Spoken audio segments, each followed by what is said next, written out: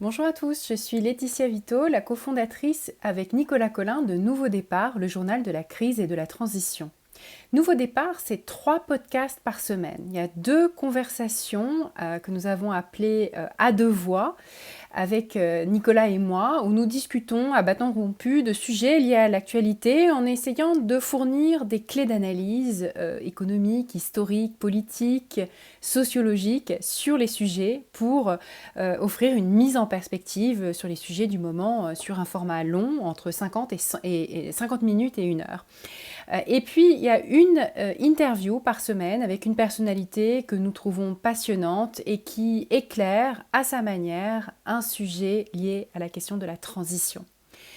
La semaine dernière, nous avons donc eu 2 podcasts à 2 voix et une interview. Le premier podcast à 2 voix, c'était juste après la nomination du Premier ministre Jean Castex, et nous avons saisi ce prétexte pour discuter de la sociologie des élites françaises et du rôle très fort que joue l'ENA dans notre monde politique et dans cette sociologie des élites, et tout particulièrement les grands corps de l'État que sont le Conseil d'État, la Cour des comptes et l'inspection des finances. Le Conseil d'État, c'est Édouard Philippe qui en était le représentant principal dans le pouvoir de Macron. L'inspection des finances, c'est Macron qui est inspecteur des finances. Et Jean Castex, lui, il incarne la Cour des comptes, puisque c'est de ce grand corps-là qu'il est issu. Donc les 3 grandes personnalités politiques que sont Philippe, Macron et Castex, qui à eux 3 représentent la trinité des grands corps qu'occupent les gens qui sortent dans la botte de l'ENA, c'est-à-dire les mieux classés. La deuxième conversation à 2 voix était consacrée au sujet de l'économie de la passion, la passion economy en anglais, un concept qui nous vient des États-Unis, mais qui recouvre de manière assez proche finalement cette idée d'une économie de l'artisanat qui s'éloigne des standards et des modèles de l'économie industrielle de masse fordiste, et où le futur du travail, il s'ouvre vers un paradigme où on a davantage d'autonomie, de créativité, de responsabilité, où donc les valeurs de l'artisanat prennent une importance plus forte dans la carrière des individus et les modèles économiques sur lesquels ils peuvent reposer. L'interview de la semaine dernière, c'était Aurore Thibault. Aurore Thibault, c'est la fondatrice d'une agence qui s'appelle Laou, qui accompagne des informaticiens de l'Île-de-France pour leur mobilité en région. Donc c'est une plateforme en fait qui met en relation des entreprises en province, partout sauf à Paris, et des individus, ingénieurs, développeurs, informaticiens, qui cherchent des opportunités professionnelles hors de l'Île-de-France. Et en fait, Aurore Thibault parle de beaucoup plus de choses que cela, parce qu'elle parle de mobilité géographique, d'opportunités sur les territoires, et elle bat en brèche un certain nombre d'idées reçues qu'on a sur l'importance d'être à Paris pour avoir une bonne carrière, par exemple, ou pour avoir une vie culturelle plus épanouissante. Et en fait, si jamais vous avez dans l'idée de quitter Paris pour suivre d'autres opportunités, peut-être que d'écouter ce podcast, ça achèvera de vous convaincre, parce qu'on a beaucoup de préjugés en la matière. Donc cette interview est rafraîchissante et vraiment très stimulante. Si vous pensez quitter Paris pour aller n'importe où ailleurs en France, écoutez Aurore Thibault, parce qu'elle vous donnera sans doute des éléments de réflexion auxquels vous n'aviez peut-être pas pensé.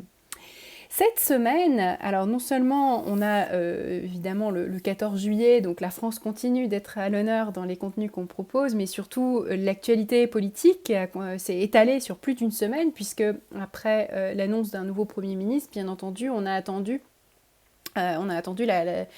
la composition du nouveau gouvernement. Et donc, on a fait un épisode consacré à ce nouveau gouvernement, à ces nouveaux ministres, aux messages politiques qui étaient envoyés, et notamment celui d'un gouvernement qui était tout sauf féministe. C'est pour ça qu'il y a eu certaines manifestations vendredi et ce week-end à propos, enfin en réaction à ces nouveaux ministres, dont celui de l'Intérieur et celui de la Justice. Nous ne cachons pas notre déception sur ces messages qui sont envoyés par ce nouveau gouvernement, mais dans l'essentiel de ce podcast, nous discutons surtout de ce que sont les ministres,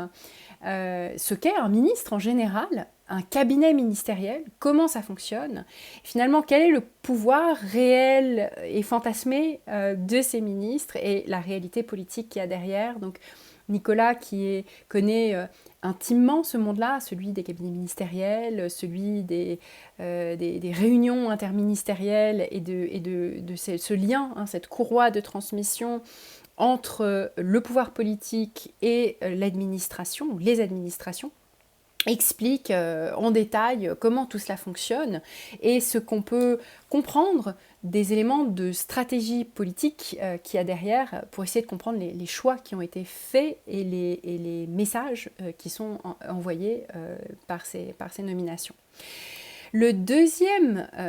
podcast à deux voix, il est consacré à l'Allemagne. Alors l'Allemagne, c'est un sujet qui nous intéresse tout particulièrement, non seulement parce que Nicolas et moi allons déménager en Allemagne dans quelques mois, mais aussi parce que moi je suis moitié allemande, Nicolas a aussi beaucoup de familles en Allemagne, et donc on s'intéresse depuis longtemps à l'histoire, à l'économie, à la politique allemande. Et là, on a saisi le prétexte du regard porté sur l'Allemagne en cette période de pandémie, où l'Allemagne semble s'en sortir beaucoup mieux que ses voisins, et notamment que la France, à la fois du point de vue de la gestion de la crise sanitaire, puisque Merkel sort avec une cote de popularité plutôt améliorée, augmentée de la gestion de cette crise sanitaire, et puis du point de vue économique aussi, où depuis en particulier la fin du confinement, les exportations allemandes repartent à la hausse, et puis les prévisions de baisse du PIB ne seront probablement pas aussi catastrophique qu'on l'avait imaginé. C'est-à-dire que ça sera plutôt moins pire, un peu mieux, et en tout cas probablement mieux que la France. Du coup, ça renforce encore la tendance française que nous avons à toujours nous comparer à l'Allemagne, à se dire est-ce qu'il faudrait qu'on fasse pareil, qu'est-ce qu'il faut qu'on imite dans les éléments de politique économique allemande. Donc on discute aussi beaucoup de ça, de cette comparaison entre la France et l'Allemagne, et pourquoi c'est souvent abusif.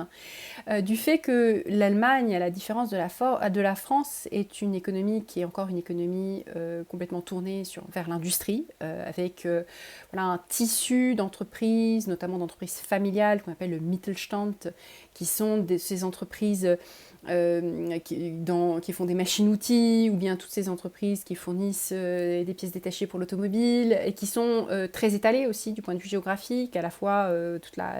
le sud de l'Allemagne, la Bavière, mais aussi la Ruhr. Donc il y a ce tissu qui est très, très fort, très puissant, très résilient. Et puis il y a aussi toute une politique économique, et puis des systèmes qui ont été mis en place et qui soutiennent parfaitement l'intérêt économique de l'Allemagne. Et donc le fait d'avoir une politique qui soutienne toujours les exportations, eh bien, c'est une cohérence et une compréhension des intérêts du pays qu'on n'arrive pas tout à fait à avoir en France, où on a des piliers économiques qui sont différents, des ressorts et des leviers qui ne sont pas les mêmes, et où le fait de répliquer à l'identique ce qui marche en Allemagne, évidemment, ne fonctionne pas en France et présente de très nombreuses limites. Mais ce qui est particulièrement intéressant aujourd'hui, alors que justement le monde, on en a parlé dans un épisode précédent, le monde se fragmente, le libre-échange est menacé un peu partout, un certain nombre des débouchés habituels pour l'Allemagne sont bloqués, mis en péril, eh bien l'Allemagne semble tout miser sur le marché européen et sur les débouchés que représentent les autres pays de l'Union européenne. Et c'est comme ça qu'on peut comprendre un certain nombre d'éléments de politique européenne qui sont aujourd'hui tirés par l'Allemagne, et notamment incarnés par la commissaire Ursula von der Leyen, qui a beaucoup soutenu et puis parlé de ce plan de relance qui est une amorce d'une vraie politique budgétaire allemande, qui, il faut bien l'avoir en tête, soutient, soutient les intérêts économiques de l'Allemagne. Alors nous parlons de beaucoup de choses dans ce podcast avec Nicolas, à la fois d'histoire économique,